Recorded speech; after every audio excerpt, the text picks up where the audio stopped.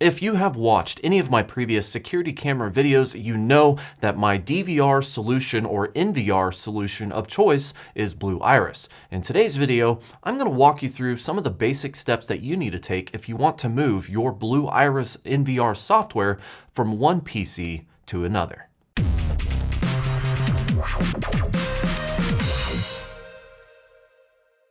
What's up YouTube, Jason here with Byte My Bits.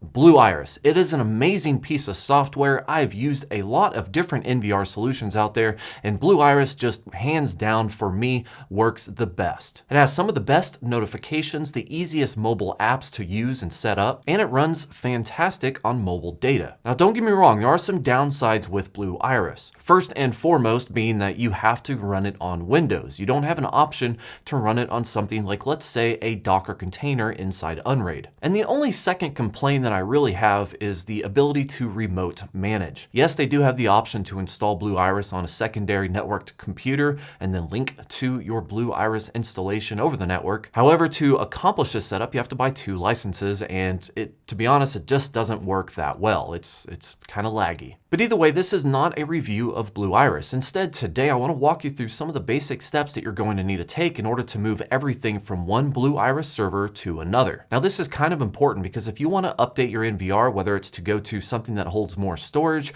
or maybe something that's a little bit faster, and you don't want to lose all of your previous recordings, your thumbnails, your database settings, etc., these steps are going to allow you to accomplish that move without having to reset everything up and then just kind of hoping that you get everything right. In my specific example, I actually built a Plex media server just as a build guide for YouTube. And in this build guide, I basically built this micro server. I dubbed it the Angry Inch. If you want to see this build guide, check out the links in the description or in the cards above. So the Angry Inch holds up to 7 hard drives, and I just filled it with a bunch of spare 4 terabyte Western Digital red drives, giving me a total usable capacity of right around 21 terabytes. Now what I have in my old DVR was basically an 8 terabyte hard drive, which gave me about 6 to 7 months worth of storage. But with this giving me 20 terabytes of local storage, I should be able to handle quite a bit more. Let's say maybe a year and 3 or 4 months? Side note, and not covered in this video, I actually attached a Z drive, which is basically a network location on a share,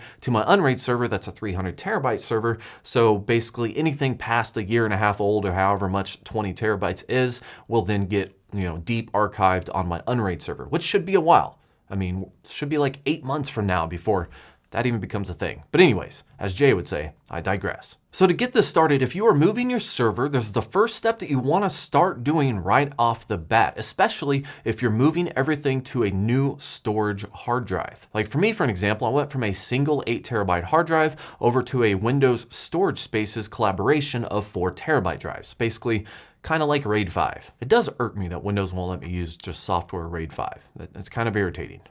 But anyway, this process can take a lot depending on how much footage you have archived. So you probably want to get started on that right away. So you want to locate where you have these files stored, create the new folder on the new server, and then just copy everything over, just a simple copy and paste. Now you can skip this step if you are moving your hard drive over to the new build, because ultimately it's still going to be there. You're just moving it to a new server, so this could save you a lot of time. Now the one thing that you don't want to forget is the new and the alert files. In the new and alert files, these are basically anytime your Blue Iris triggers, it temporarily saves it to a faster storage median. That way, if multiple cameras go off at the same time, it doesn't have any bottleneck writing it to your SSD. So you want to locate where these new and alert files are located and also move those over to the new server. And for the purpose of this migration, to keep everything the same as is, you do want to move it over to your new cache drive. In my particular build, I actually have a dedicated drive just used for caching for Blue Iris. Then I have an SSD for the operating system, and then I have my storage spaces array for the long-term storage. So I just copied all the new/alert files over to the cache drive and all the old stored files over to the storage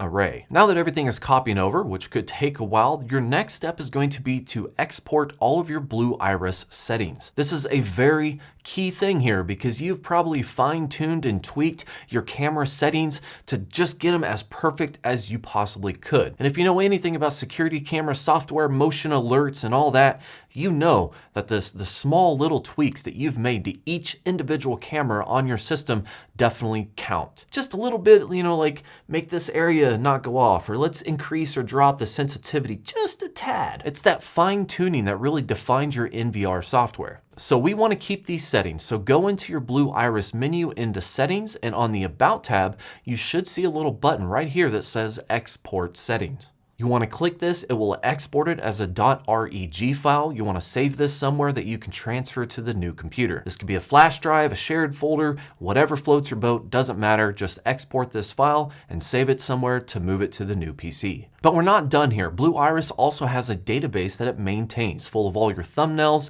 and triggers and alerts and stuff like that. Settings are one thing, but the database is definitely key because that's what tells you everything that's happened in all the thumbnails and previews, works with the mobile apps, etc. So head on over to the Clips and Archiving tab and take a look at the location for where your database is located. Once you find where it's located, go to a File Explorer, go to that location, and copy everything in this folder over to your new server. And with this database, it could be anywhere from 10 to 20 gigabytes. It's completely okay to keep this separate from your cache drive if you are running multiple SSDs. Next, we're going to jump back onto your new Blue Iris server, and we are going to import all of the settings that you just exported on your old server. As you see here, I have actually been running this in a trial mode just to stress test it to make sure it wouldn't have any issues staying online or heat issues or anything like that. Also on the side, I've been doing folding at home on the same hardware, so it's got pretty hot, but it has been very reliable no matter what I've done to it. So that for me was a good sign, knowing that I could migrate everything over and to have a just as reliable NVR computer. So again, go into the settings. On the About tab, you'll see the option to import settings. You'll want to click that, find your file, and click OK. Now bear in mind here, whenever Blue Iris loads this, it might shut down completely, which is completely okay. All you want to do is start Blue Iris again, and it should have all of your cameras and all of your settings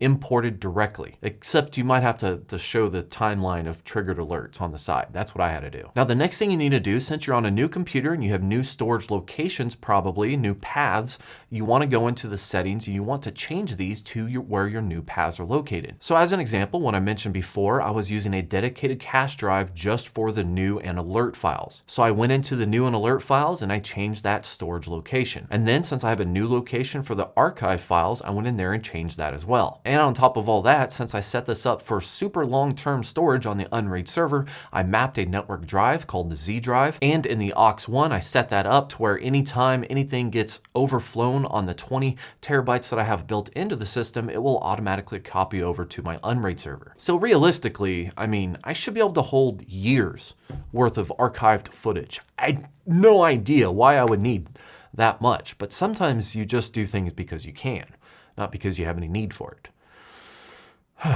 Now, after making it this far, you should take a look at all your cameras and make sure everything is working at 100%.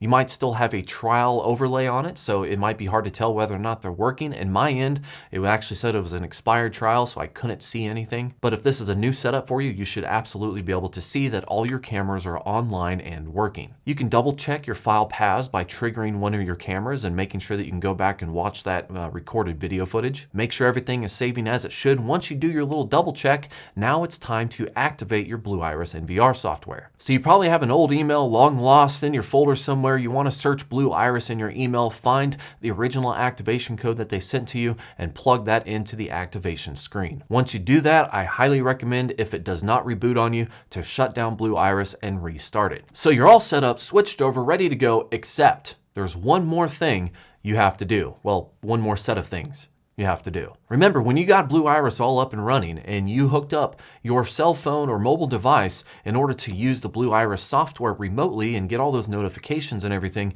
you probably went in and you set up some port forwarding on your router. Basically, Blue Iris has to be able to connect to your server from outside your network, and you usually have to set up some sort of a port forwarding in order to allow that to work. And I highly recommend that you take the computer that you set up, and just like you probably had your old server all set up, set your new server as a dedicated IP on your internal network. So mine is set up to 192.168.2.14. I set that as a static route through my router, and then I went through and updated the Blue Iris port forwarding routing information accordingly. Once you do that, you'll be able to log in with your mobile app and you'll be able to see that while you're on the go. Well, that's all you had to do, guys. Everything should be pulled over now. All of your existing recordings, thumbnails, information, camera settings, motion detections, etc., and so on is all carried over to your brand new and shiny server. If you guys have any questions, comments, or concerns, definitely post them in the comments down below. Thank you for watching, like, and subscribe, and have yourself a great day.